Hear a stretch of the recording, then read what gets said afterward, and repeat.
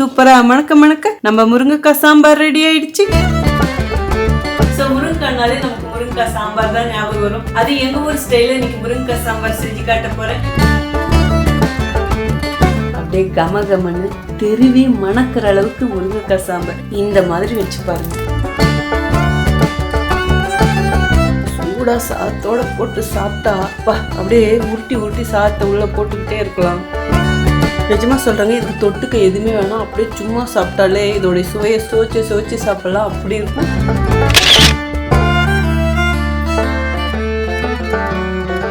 Hi friends, welcome to cook with Sangeetha. இன்னைக்கு நீங்க பார்க்க போறது ரொம்ப இன்ட்ரெஸ்டிங்கான வீடியோன்னு சொல்லாங்க. ஆமாங்க, நான் ஊருக்கு போயிருந்தேன். சோ அங்க இருந்து முருங்கைக்காய் எடுத்துட்டு வந்திருக்கேன். அதுவும் நிறைய முருங்கைக்காய். பாதி முருங்கைக்காய் கட் பண்ணிட்டு மீதி பாதி தான் கையில வச்சிருக்கேன். சோ இந்த வாரம் ஃபுல்லாவே முருங்கைக்காய் வாரமா தான் இருக்க போகுதுன்னு நினைக்கிறேன். முருங்கைக்காய் எல்லாருக்குமே பிடிக்கும்.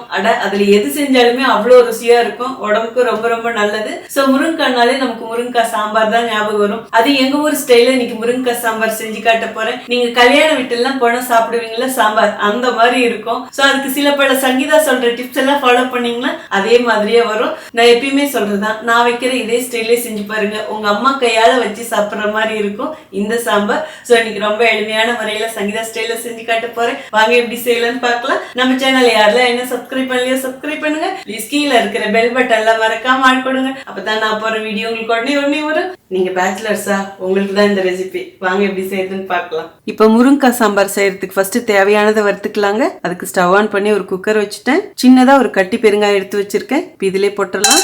அடுத்தது 1/4 டீஸ்பூன் வெந்தயம், 1 டீஸ்பூன் ஜீரகம் இதிலே போட்டுடலாம். 1/4 டீஸ்பூன் சோம்பும் போட்டுடலாம். நான் எப்படி அளவு போட்டனோ அதே அளவு தான் போடணும். நான் 200 கிராம் துவரம்பருப்பு போட்டு இப்ப சாம்பார் வைக்க போறேன். இது 5 to 7 பேர் சாப்பிடலாம். இப்ப அடுப்பணல் கம்மியா வச்சு இது லேசா செவக்கிற மாதிரி வறுத்துக்கலாங்க. முருங்கைக்காய் சாம்பாருக்கு இப்படி எல்லாம் வறுத்து போடணுமா அப்படின்னு நினைக்கலாம். இதே மாதிரி ட்ரை பண்ணி பாருங்க, சூப்பரா இருக்கும். நம்ம பண்ண போற சாம்பாருக்கு இந்த மசாலா தான் அவ்வளவு ருசியும் மனமும் கொடுக்கும். ஜஸ்ட் இப்படி குழி கொடுத்தாலே போதுங்க. இதெல்லாம் நல்லா செவக்கணும். ஆனா தீயக்கூடாது. தீஞ்சிடுச்சுன்னா கசப்பு வாடை அடிச்சிடும். அதே மாதிரி வெந்தயம் ரொம்ப நிறைய போட்டீங்கன்னா கசக்கும். சோ அளவா போடணும். வெந்தயம் கம்மியாவே போடுங்க. எல்லாமே செவந்துக்குச்சு. இது உடனே ஒரு பிளேட்ல கொட்டிடலாங்க. சாம்பாருக்கு சோம்புன்னு நினைக்கலாம். சோம்பு கம்மியா போடணும். அதிகமா போட்டீங்கன்னா டேஸ்ட் நல்லா இருக்காது. கொஞ்சமா போட்டா அவ்வளோ ருசியா இருக்கும். இது ஆறட்டுங்க. அப்படியே ஒரு பக்கம் வச்சிடலாம். அடுத்தது துவரம்பருப்பு 200 கிராம் எடுத்து வச்சிருக்கேங்க. இப்ப இந்த குக்கர்லயே கொட்டிடலாம்.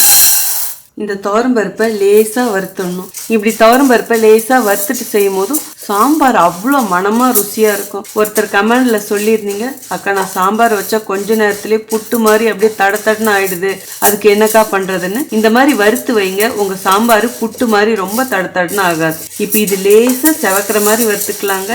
வாசம் வர ஆரம்பிச்சிருச்சுங்க. அப்படியே லேசா செவக்குது. ஸோ இந்த அளவுக்கு வறுத்தா போதும். இப்ப இது நல்லா தண்ணி ஊற்றி 2 வாட்டி அலசி எடுத்துட்டு வந்துடுறாங்க. பருப்பு நல்லா அலசி எடுத்துட்டு வந்துட்டேங்க. இப்ப இதுக்கு வேணுங்கிற அளவு தண்ணி ஊத்திக்கலாம். ரொம்ப நிறைய தண்ணி ஊற்ற வேண்டாம். ஏன்னா விசில் வரும்போது வெளியில அடிக்கும். பருப்புக்கும் கொஞ்சம் மேல இருக்கிற மாதிரி தண்ணி ஊத்தினா போதுங்க. நான் 200 கிராம் பருப்பு போட்டிருக்கேன். நீங்க இதை விட கம்மியா சாம்பார் வேணும்னா இதுல பாதி போட்டும் வைக்கலாம். உங்க விருப்பம் தான். உங்களுக்கு எந்த அளவு சாம்பார் வேணுமோ அதுக்கு தகுந்த மாதிரி பருப்பு போட்டுக்கோங்க. இப்ப இதுல மீதி தேவையானது போட்டுக்கலாங்க.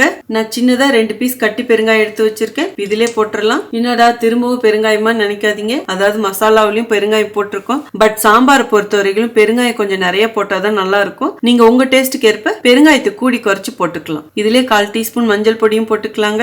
அடுத்தது 2 தக்காளி கியூப்ஸா எடுத்து கட் பண்ணி வச்சிருக்கேன். இதுவும் போட்டுடலாம். அடுத்தது ஒரு பச்சை மிளகா, காஞ்ச மிளகா போட்டுக்கலாங்க. 3 பல்லு பூண்டு போட்டுக்கலாம். பூண்டு சேர்க்காதவங்க பூண்டு போடாமையே விட்டுறலாம். இதுல 1/2 டீஸ்பூன் எண்ணெய் ஊத்திக்கலாங்க. போட வேண்டிய பொருட்கள் அவ்வளவுதான். இப்ப குக்கர் மூடிடலாம். அவ்வளவுதாங்க. அடுப்பணல் மீடியமா வச்சு இது 3 விசில் விட்டுறலாங்க. அவ்வளவுதாங்க. 3 விசில் வந்துடுச்சு. இப்ப ஸ்டவ் ஆஃப் பண்ணிட்டு குக்கர் அப்படியே ஒரு பக்கம் வச்சிடலாங்க. இப்ப முருங்கைக்காய் சாம்பார் செய்ய ஸ்டார்ட் பண்ணிடலாங்க. அதுக்கு ஸ்டவ் ஆன் பண்ணி ஒரு பாத்திரம் வச்சுட்டேன். தேவையான அளவு எண்ணெய் ஊத்திக்கலாம். லாஸ்டா நம்ம தாளிக்கணும். சோ அதனால இப்ப ரொம்ப எண்ணெயும் ஊத்த வேண்டாங்க. எண்ணெய் நல்லா சூடாயிடுச்சு. இப்ப அடுப்பணல் மீடியமா வச்சுட்டு வெங்காயம் போட்டுக்கலாங்க. நான் ஒரு கைப்பிடி சின்ன வெங்காயம் எடுத்து வச்சிருக்கேன். இதுல போட்டுடலாம். சின்ன வெங்காயம் இல்லைன்னா நீங்க பெரிய வெங்காயமும் போட்டுக்கலாங்க. இதுல 3 மிளகாய் வத்தலும் போட்டுக்கலாம். இப்ப இதை கிளறி கொடுத்துடலாங்க. சின்ன வெங்காயம் நல்லா செவக்கட்டும். சாம்பாருக்கு எப்பயுமே சின்ன வெங்காயம் இந்த மாதிரி முழுசா போட்டா ரொம்ப சுவையா இருக்குங்க. நான் தேங்காய் எண்ணெய் தாங்க ஊத்திருக்கேன். நீங்க வேணாம்னு நினைச்சீங்கன்னா நார்மலா எப்பயும் எந்த எண்ணெயில செய்வீங்களோ அதுலயும் செய்யலாம். பாருங்க வெங்காயம் லேசா செவக்க ஆரம்பிச்சிடுச்சு. இந்த அளவுக்கு வதக்கிட்டா போதுங்க. அடுத்தது பெருசா 3 முருங்கைக்காய் எடுத்து கட் பண்ணி வச்சிருக்கேன். இதிலே கொட்டிடலாம். ஒரே ஒரு தக்காளி பழமும் கட் பண்ணி வச்சிருக்கேன். இதுவும் போட்டுடலாங்க. இதுலேயே 1/4 டீஸ்பூன் மஞ்சள் பொடியும் போட்டுக்கலாம். ஏற்கனவே பருப்புல மஞ்சள் பொடி போட்டிருக்கோங்க. ஸோ இப்போ கம்மியா போட்டா போதும். இந்த முருங்கைக்காயோட மஞ்சள் பொடி போடும்போது முருங்கைக்காயோட கலர் மாறாம இருக்கும். இதை கிளறி கொடுத்துடலாங்க. அடுப்பெண்ணெய் கம்மியா வச்சு இந்த முருங்கைக்காயை பச்சை மணம் போற வரைக்கும் வதக்கலாங்க.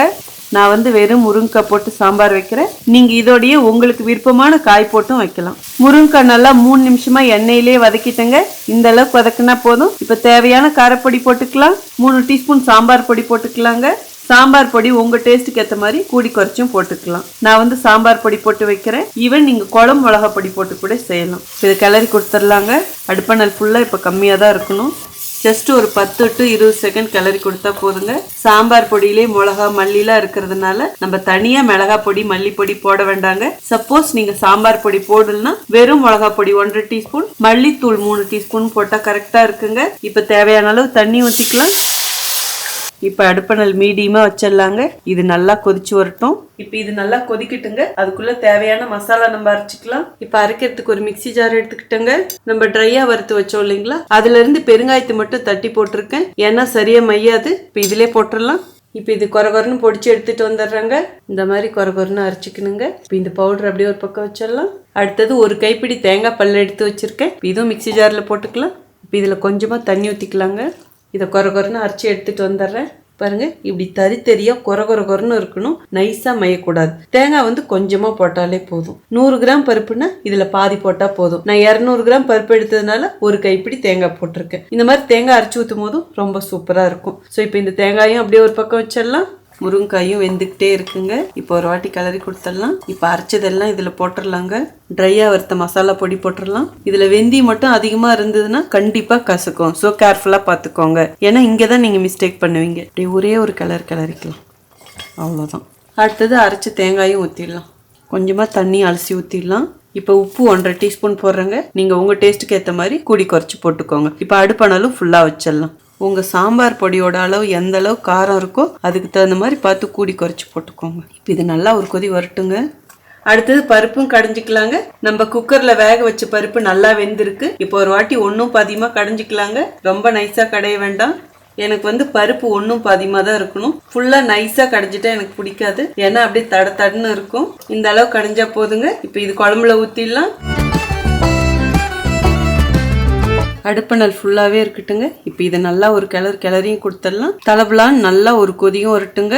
குழம்பு கொதிக்க ஆரம்பிச்சிடுச்சுங்க. காய் முக்காவாசி வெந்திருக்கும். இனிமே நம்ம புளி தண்ணி ஊத்திடலாம். நான் சின்னதா ஒரு எலுமிச்சை சைஸ் புளி எடுத்து ஊற வச்சிருக்கேங்க. சின்னதான்னா ரொம்ப சின்னதா. இங்க பாருங்க, புளி மட்டும் சாம்பாருக்கு அதிகமா ஊத்துனீங்கன்னா நல்லாவே இருக்காது. இந்த சாம்பாரை நீங்க டிஃபனுக்கும் ஊத்தி சாப்பிடணும், சாதத்துக்கும் ஊத்தி சாப்பிடணும்னா புளி ரொம்ப கம்மியா இருக்கணும். தக்காளி கொஞ்சம் கூடுதலா இருக்கணும். நான் 10 நிமிஷமா புளி ஊற வச்சுங்க. இது நல்லா கரைச்சி போதுங்க. ஸோ புளி கம்மியா ஊற்றணும். இது நல்லா இருத்து ஊற்றிடலாம்.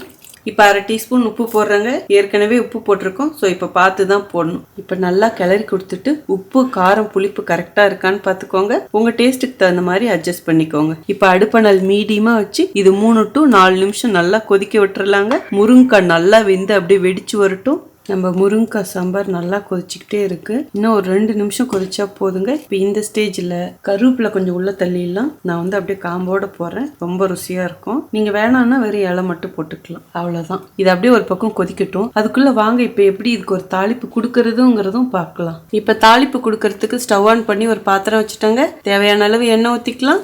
அடுப்பெண்ணெய் மீடியமா வச்சுட்டு இதுலயே 1 டீஸ்பூன் கடுகு போட்டுக்கலாங்க. கடுகு பொரியுதுங்க. ஒரு 5-6 வெந்தயம் போட்டுக்கலாம். கொஞ்சமா மிளகும் போட்டுக்கலாம். 1/2 டீஸ்பூன் ஜீரகமும் போட்டுக்கலாம். நம்ம வறுத்தும் போட்டோம், இப்பயும் கொஞ்சம் போடணுங்க. அடுத்தது 10 சின்ன வெங்காயம் எடுத்து நல்லா ரவுண்டா மெலிசா கட் பண்ணி வச்சிருக்கேன். இதுவும் போட்டுடலாம். இந்த வெங்காயத்தை நல்லா பொன்னிறமா பொரிச்சுக்கணுங்க.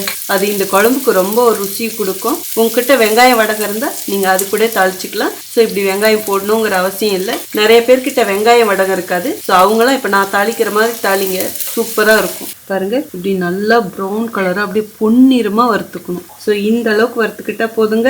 இதுலேயே 2 கொத்து கருவேப்பிலையில போட்டுக்கலாம். அப்படியே ஒரே ஒரு கலர் கொடுத்துடலாம். இப்போ ஸ்டவ்வும் ஆஃப் பண்ணிடலாங்க.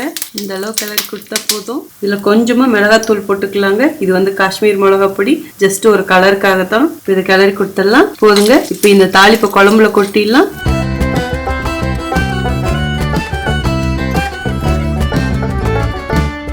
இப்போ லாஸ்ட்டாக இதில் கொத்தமல்லி இலையும் கொஞ்சம் தூவி விட்டுறலாங்க. இப்போ எல்லாத்தையும் அப்படியே ஒரு தடவை மிக்ஸ் பண்ணி கொடுத்துடலாம். முருங்காயும் பாருங்க அப்படியே வெடிக்க ஆரம்பிச்சிருச்சு. இங்கே வீரல் வந்துருச்சு. ஸோ முருங்காய் வெந்துருச்சுன்னு அர்த்தம். அவ்வளோதாங்க. சூப்பரா மணக்க நம்ம முருங்கைக்காய் சாம்பார் ரெடி ஆயிடுச்சு. வாங்க எப்படி இருக்குன்னு டேஸ்ட் பார்த்தலாம். இன்னைக்கு சூடா சாதத்துல தான் நம்ம முருங்கைக்காய் சாம்பார் ஊற்றி சாப்பிட போறோம். மணக்க முருங்கைக்காய் சாம்பார்.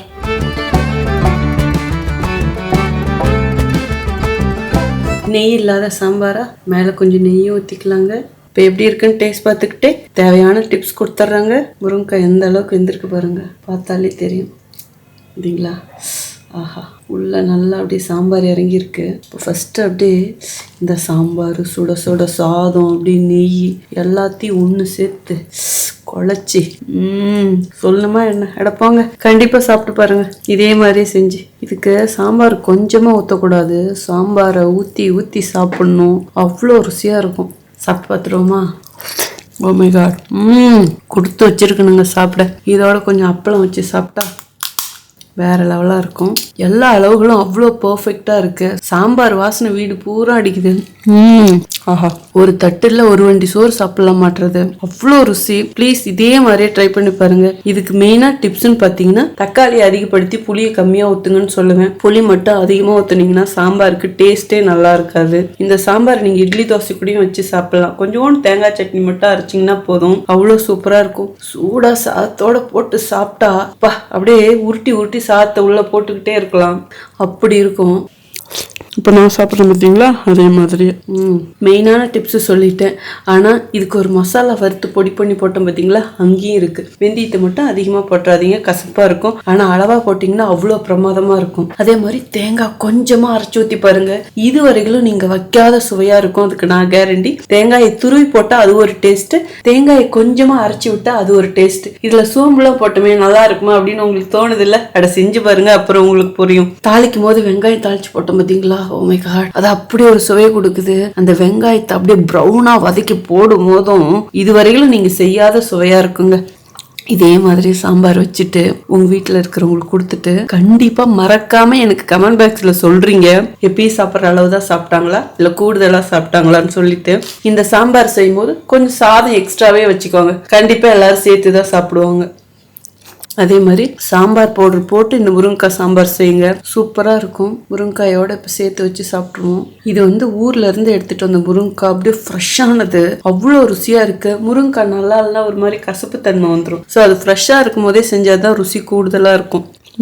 இந்த சாம்பாரை வெண்பொங்கலோட வச்சு சாப்பிட்டீங்கன்னா பொங்கல் உள்ள போகுதோ இல்லையா சாம்பார் உள்ள போயிட்டே இருக்கும். சாம்பார் நிறையாவும் பொங்கல் கொஞ்சமாகவும் வச்சு நல்லா இப்போ நான் உருட்டுற மாதிரி உருட்டி உருட்டி பொங்கலை உள்ள தள்ளிக்கிட்டே இருக்கலாங்க. அடப்போங்க, நீங்களும் இதே மாதிரி செஞ்சு பார்த்துட்டு ப்ளீஸ் எப்படி இருக்குன்னு சொல்லிட்டு கமெண்ட் பாக்ஸில் சொல்லுங்கள்.